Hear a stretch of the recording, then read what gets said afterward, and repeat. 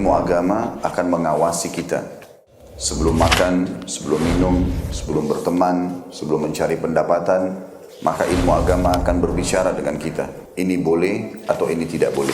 Oleh karena itu, ulama mengatakan kita lebih butuh terhadap ilmu agama ini daripada makanan pada saat sangat lapar, air pada saat sangat dahaga, dan juga tempat tidur pada saat kita sangat capek. Ghazwa TV, media dakwah masa kini. Innal hamdalillah nahmaduhu wa nasta'inuhu wa nastahdih wa na'udzu billahi min shururi anfusina wa sayyiati a'malina. May yahdihillahu fala mudilla lahu wa may yudlilhu fala hadiya lahu. Asyhadu an la ilaha illallah wahdahu la syarika lah wa asyhadu anna Muhammadan 'abduhu wa rasuluhu alladzi la nabiyya ba'dah.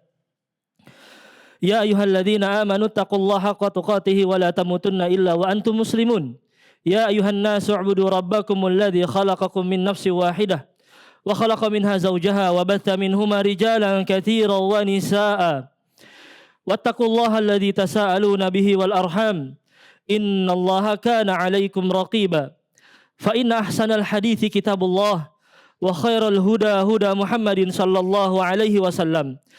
Wa syarrul umuri muhdatsatuha wa kullu muhdatsatin fid din bid'ah wa kullu bid'atin dhalalah. Wa kullu dhalalatin finnar. Amma ba'd. Ma'asyiral muslimin, jamaah sidang Jumat yang dirahmati oleh Allah Azza wa Jalla. Di antara tujuan utama diciptakannya kita adalah sebagai makhluknya Allah Subhanahu wa taala untuk beribadah kepadanya. Sebagaimana kita ketahui dalam firman-Nya, Allah Subhanahu wa taala mengatakan, "Wa ma khalaqtul jinna wal insa illa liya'budun." Tidaklah aku ciptakan manusia dan jin melainkan hanya untuk beribadah kepada Allah Subhanahu wa taala. Penciptaan kita di atas muka bumi ini tidak lain adalah untuk mewujudkan penghambaan kepada Allah Subhanahu wa taala. Ibarat seorang budak, ia akan tunduk dengan setunduk-tunduknya kepada sang majikan, kepada tuannya yang ia telah membeli dirinya. Maka bagi Allah Subhanahu wa taala tentu lebih besar kedudukannya di atas diri kita, sebab tidaklah kita hadir di atas muka bumi ini kecuali hanya sebagai salah satu dari jutaan atau bahkan miliaran makhluk ciptaannya yang lainnya.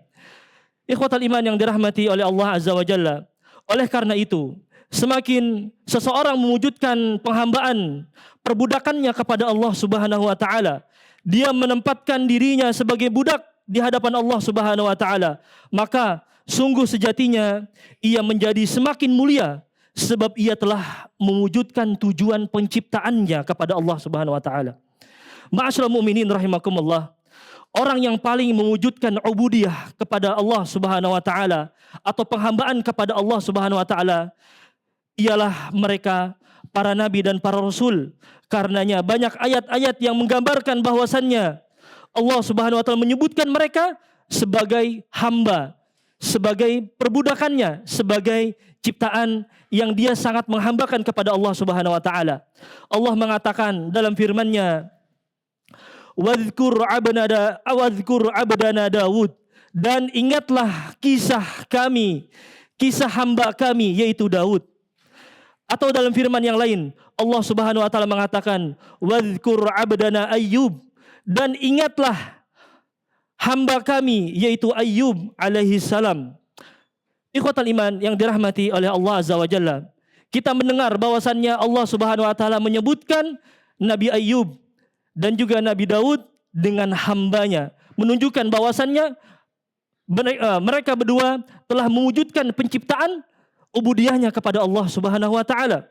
Adapun Nabi Muhammad sallallahu alaihi wasallam, dialah yang dipuji dari dua sisi.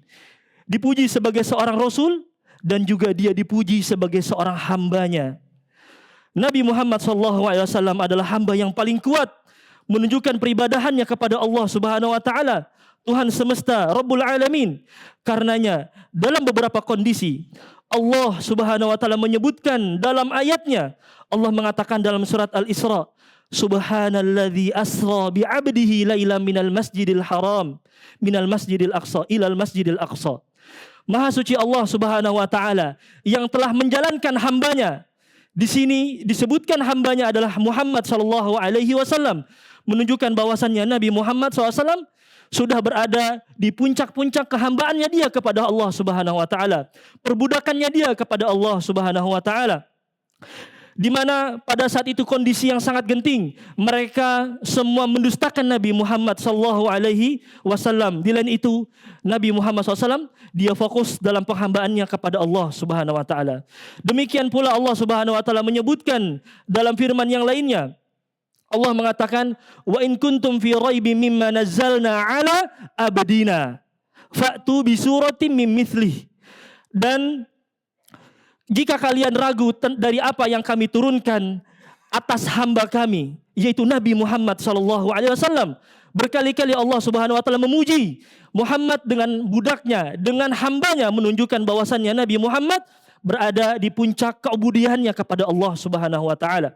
Dan dialah Nabi Muhammad SAW.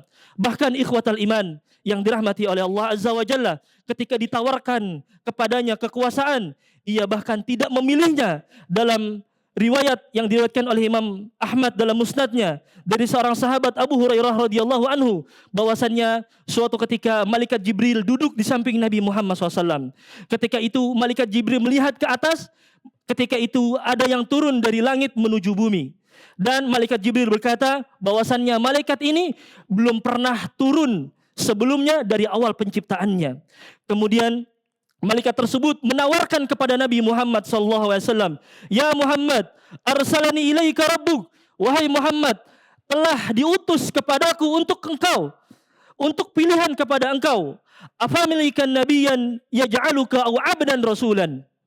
Engkau mau menjadi raja dan hamba? Engkau menjadi raja dan rasul, atau engkau ingin menjadi budak dan rasul? Kemudian Rasulullah SAW mengatakan, "Bal abdan rasulan." Aku memilih seorang hamba, menjadi seorang hamba dan menjadi seorang rasul. Ikhwatal iman yang dirahmati oleh Allah Azza wa Jalla, Nabi Muhammad SAW adalah seorang hamba yang tawadhu. Beliau sangat ingin mewujudkan ubudiyahnya yang terbaik di hadapan Allah Subhanahu wa taala. Saking beliau berusaha mewujudkan penghambaannya kepada Allah Subhanahu wa taala, sampai-sampai beliau tidak mau makan sambil menyandar. Beliau tidak mau makan sambil menyandar ke dinding. Disebutkan dalam riwayat bahwasannya beliau mengatakan, "La aqulu wa ana muttaqi." Aku tidak mau makan dan aku sambil bersandar. Dalam riwayat yang lain Rasulullah mengatakan, "Aqulu kama ya'kulul abdu." Saya pengen makan sebagaimana seorang budak itu makan. "Wa ajlisu kama yajlisul abdu." Dan aku ingin duduk sebagaimana budak itu duduk. "Fa innama ana abdun." Sesungguhnya aku adalah hambanya Allah Subhanahu wa taala.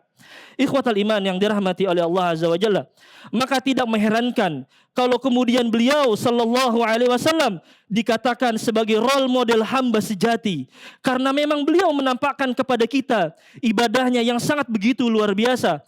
Padahal dosa-dosa beliau mendapat jaminan ampunan dari Allah Subhanahu wa taala. Kita tentu ingat bagaimana beliau salat malam hingga akhirnya kedua kakinya bengkak-bengkak, hatta yatawaram qadamah, sampai bengkak-bengkak kedua kakinya Nabi Muhammad SAW, hatta yatafattar qadamah, sampai pecah-pecah kaki Nabi Muhammad SAW. Kemudian Aisyah radhiyallahu anha mengatakan, "Ya Rasulullah, atasna'u bihadza? Kenapa engkau lakukan seperti ini?" Kemudian Rasulullah SAW mengatakan, "Afala akunu abdan syakuran?" Bolehkah aku ingin menjadi hambanya Allah yang bersyukur? Maka ikhwatal iman yang dirahmati oleh Allah Subhanahu wa taala, sesungguhnya hamba yang paling mulia di hadapan Allah adalah hamba yang telah berhasil mewujudkan penghambaannya kepada Rabbul Alamin, Allah Subhanahu wa taala. Maka seharusnya kita yang lebih layak daripada Nabi Muhammad SAW dalam mengedepankan ubudiyahnya kepada Allah Subhanahu wa taala. Aqulu qauli hadza wa astaghfirullah li wa lakum lisairil muslimin min kulli dhanbin wa khati'atin fastaghfiruhu innahu huwal ghafurur rahim.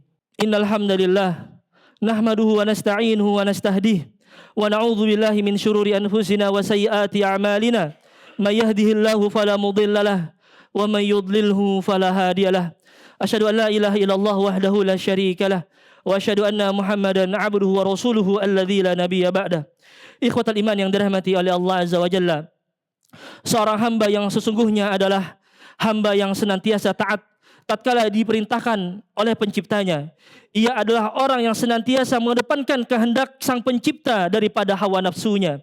Ia adalah hamba yang apabila ia diberi nikmat oleh Allah Subhanahu wa taala, ia pun merasa bahwa dirinya tidak pantas mendapatkan nikmat tersebut, bahwa nikmat tersebut tidak sebanding dengan segala amal soleh yang ia kerjakan. Sebaliknya, bahwa nikmat tersebut semata-mata semuanya itu atas karunia Allah Subhanahu wa taala.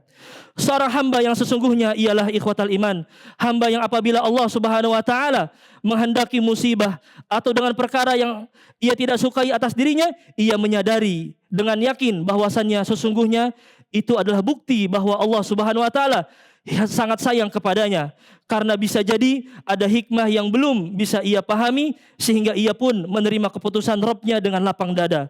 Seorang hamba yang sesungguhnya ikhwatal iman yang dirahmati oleh Allah, ia adalah hamba yang sangat menundukkan hatinya kepada Allah dan tidak menundukkan hatinya kepada makhluk yang statusnya di atas muka bumi itu sama dengan dirinya, sehingga ia pun tidak berharap banyak kepada yang lainnya dan dia hanya berharap kepada Allah Subhanahu wa taala. Semoga Allah Subhanahu wa taala masukkan kita ke dalam golongan hamba-hamba yang terbaik, ke dalam golongan hamba-hamba yang sejati.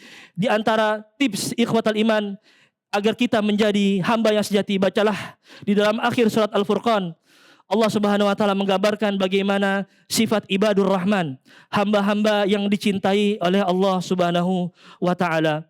Innallaha wa malaikatahu yusalluna 'alan nabi ya ayyuhalladzina amanu sallu 'alaihi wa sallimu taslima.